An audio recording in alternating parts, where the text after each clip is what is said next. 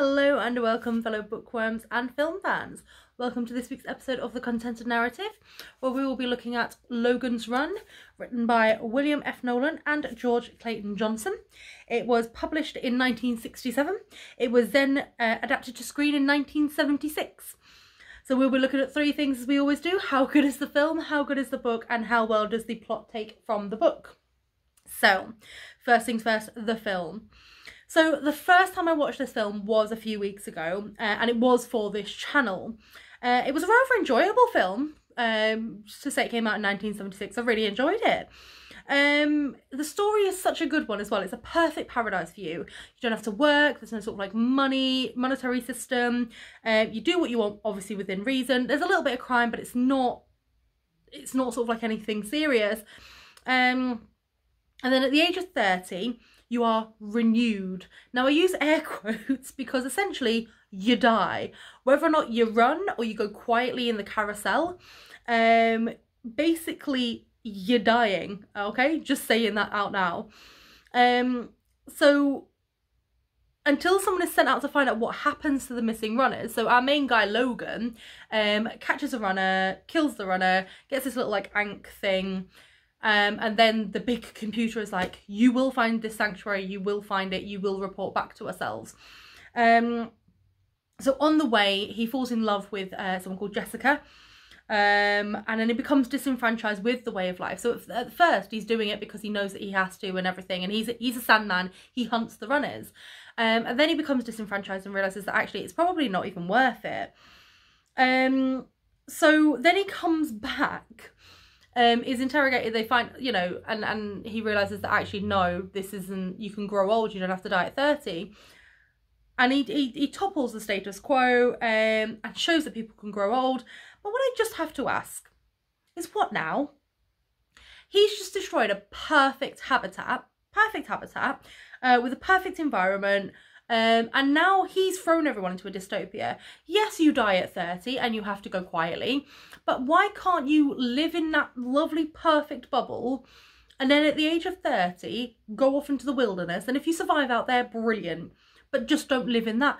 Like, I don't understand why he has to destroy everything. It just annoys me. But honestly, I did enjoy this film. I really did. And it gets a 7 out of 10 for me. Now, the book. Now, this book is so thought-provoking. And considering that it was written in 1967, it is still thought-provoking today. Very similar to the War of the Worlds that we did earlier this year. The things that it deals with is still relevant today. So it deals with the idea of overcrowding. And resources cannot maintain us forever. So what do? So the only thing is in the book, they only live till 21 and then they die, and they know they die. There's no coming back. But it seems a bit extreme because to be fair, when you hit 21, up until that point, you don't really know what you're doing. When you hit 21, you're like, oh, you know, you start finally, you know, living your life, as it were. But honestly, reading the book and seeing Logan go from Sandman to having feelings for Jessica, to basically fighting against the status quo again, it is really nice to watch and to read. Sorry, it's very nice to read. But the idea, obviously, with this overcrowding, with this resource and everything, and like, where can we go? And like, we are going to reach a point where we can't like sustain what we've got. It is terrifying to think that they were discussing that in 1967 and it's still happening now in 2021. So it is just sort of like, even though they're thinking of a dystopia, that's genuinely what's happening. So the book is a very satisfying read and it gets a 7 out of 10 for me. So let's go on to the plot. So the film starts with us learning that Earth has become too crowded. So there's a new society. We have no chores, no work, no responsibility. But at 30, you'll be reborn if you enter the carousel, or if you run, you get hunted by the Sandmen, which Logan is.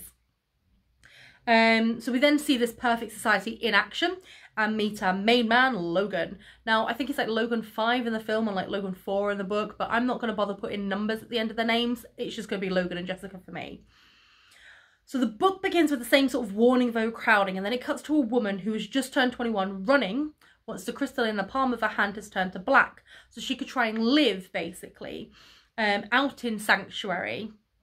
However, she is terminated by a Sandman. So in the book, the community still has the occasional crime, people still have jobs, and you can still sort of travel as well. However, in the film, it's a perfect little sustainable bubble. It's like an Eden project, basically. So Logan in the book seems unhappy and on edge quite a bit, and he's nearing the end of his life as well. But Logan in the film is happy with his job, he's happy with his friends, he's happy with the way things are run. You know, he likes questions and stuff, but he doesn't question anything too far. But in both, he is a Sandman, and he has a fellow Sandman and friend called Francis. So in the book, when your time ends, you can go to sleep, and basically you are killed. In the film, they believe they are renewed and they go willingly. However, they will not be coming back. So in both, we then see Logan go after a runner. Now, in the book, it's in the middle of a busy day that Logan is tracking the runner, who is Jessica's brother. He almost gets away, but is then destroyed by the Cubs, which are basically unruly children, in a place called the Cathedral. And they're basically violent children. And as Logan gets near him, he hears the guy say Sanctuary, and this kind of gives him...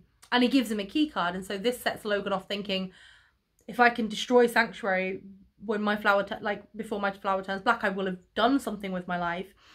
But in the film, while the carousel is going on, and people are being renewed, you know, you see they take him out quickly, just Francis and Logan, and this runner is just Jessica's friend. Now, as he lays dead, Logan gets an Ankh amulet and a few other things from his pockets. Then carries on as he is. In the film, he then meets Jessica after this. He tries to get some female companionship, however, she's not having none of it. But he notices the Ankh amulet on her necklace. Again, doesn't think anything of it at that point. In the book, however, Logan is now on his last day because his crystal has started blinking. So he hurls out this crazy notion, as I said earlier, if he finds Sanctuary and destroys it, his life will have meant something. Now, in the film, when depositing what he got from the runner, the computer spots the Ankh, links it to Sanctuary, and tells Logan about the missing runners. It then puts his crystal blinking and says that he needs to go and find it. Now, bear in mind, in the film, he had 4 years left, so I do feel sorry for him in the film, because he's like, well, I got my years back, and this computer doesn't respond. So in the book, he contacts someone called Lilith with the key card, who invites him to a party, and then he can dig more about Sanctuary. She puts a truth serum in him and realises that in actuality he might be turning into a runner. In the film, he finds Jessica again and gets more information about Sanctuary. Anyway, so in the book, Lilith gives him the next point of contact, which is a doctor in the New You section, where you can get a new face, new body, new whatever you like. In the film, after Logan and Jessica find another runner in the cathedral and Logan lets her go to prove to Jessica he really needs her help, he then figures out about Doc in New You all on his own, and so they go to see him. So, however, Jessica's accomplices with the whole Sanctuary thing wants Logan dead on account of him being a Sandman and he hunts runners. So anyway, in both he goes to Doc to get a face change, but basically to dig a bit more on Sanctuary. However, in both, Doc figures out that he is a Sandman and he isn't to be trusted, so he sets the machine to basically do its own thing, which will kill Logan if he's lucky. However, Logan manages to escape. Now, at this point in the film, obviously Jessica's with him. In the book, he's on his own. He's not met Jessica yet. So he manages to escape, and when he escapes, he then meets Jessica and tells her that he is her brother. In the film, Jessica now helps him to escape as they become entwined with each other. So Jessica figures out in the book pretty quickly that Logan isn't her brother, but accepts him as a runner, doesn't think of anything of it, doesn't think he's a Sandman. And they get a second key from a little girl under Cathedral where the Cubs live. In the film, they go to a section of a wall and get invited to meet people who protect the way for runners. However, at this point, the Sandmen have caught up with him, and there starts off like this big fight. Logan and Jessica goes off running, and Francis is chasing them. So in the film, in the book, they get attacked by the Cubs in the cathedral, and Logan shows himself to be a Sandman to Jessica by using his gun to get rid of them. However, in the film, they've already been attacked by the Cubs in the cathedral when I mentioned earlier when he let that runner go. So in both, his friend Francis is almost hunting Logan, believing him to be running, which, when you think about it, Logan is running. I mean, it is called Logan's Run after all. And in the book as well, throughout the book, we get little bits of history about how this society came to be. We get little bits of history of what happened. We get them trying to build underwater sanctuaries. We get them trying to go to space and everything. So you get that. In the film, you don't really get any of that sort of background. So anyway, in the film at this point, they get to an ice cave and encounter a robot that appears to have frozen everyone who's come through that way. So no one's actually got past the robot. They believe some might have, but it's pretty obvious they haven't. However, in the film, Logan takes on the robot, kills it, and they manage to escape and go outside. However, in the book, they then end up in the underwater habitat and meet a next guy called Whale. Now, Whale knows that Logan is a Sandman and leaves him to die, but gives Jessica the next keycard. However, Jessica is kind of getting feelings for him and comes back for Logan so they can get to the next step. Now, the next step in the book takes them to a frozen hell where they're stunned and packaged, and it was basically a frozen prison. So in this frozen prison, a new man takes on an old man, like one of the other men there, and they fight to the death to stay there. So in the book, they've won and everything, and then they're heading off to find this half man, half machine, who carves everything from ice. So a bit like our little robot earlier. He tells them how to escape, sculpts them, and then imprisons them. However, Logan escapes and then saves Jessica. So in the film at this point, they're walking through the wilderness, not really finding anybody, but they have noticed that once outside, the crystal in their palm has gone clear. So there's no blinking light, there's no black, and there's no reds. Now, in the book, the quest for sanctuary continues. They are now coming upon some restricted caves, which house the Thinker, who is the machine that controls everything, and from there, they figure out the next step and they need to go to Washington. So they escape the caves and head out into nature. They've still got Francis following them in both.